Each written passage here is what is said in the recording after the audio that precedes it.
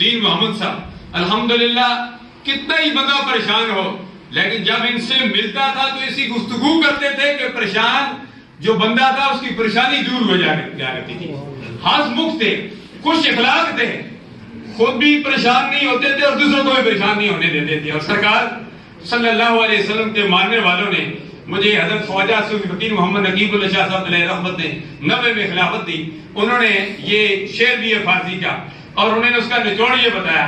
فرمایا بیٹے کسی بندے کو خوش کر دینا یہ صوفیاء کی زبان ہے. الحمدللہ اس محفل میں صوفیاء کرام بھی موجود ہیں.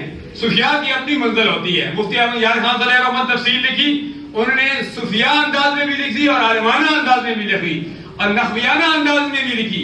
ان کا اپنا انداز صوفیاء انداز انہوں نے اس لیے اپنایا. مفتی احمد یار خان صلی اللہ علیہ رحمت فرماتے ہیں کہ میں تفسیر نعیمی لکھنے کے لیے میں مدینہ طیبہ سرکار سے اجازت دینے کے لیے گیا.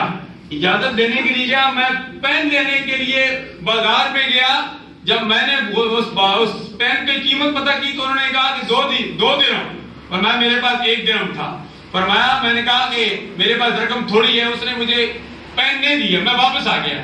آج رات کو سرکار کا دیدار ہوا ہے اور سرکار نے فرمایا گجرات سے احمد یار خان میرا دیوانہ آیا تھا تفسیر نعیمی لکھنے کے لیے, اس نے پین مانگا, تو نے پین نہیں دیا, جلدی کر احمد یار خان کو پین دے تاکہ وہ تفسیر نعیمی لکھے. تو دیکھو ہر کام میں حکمت ہوا کرتی ہے. میں عرض یہ کر رہا تھا, ابھی بالکل وقت ہو چکا ہے, 1 منٹ ہے, باتیں بہت ساری کرنی تھی لیکن وقت کے دامن میں گنجائش نہیں ہے.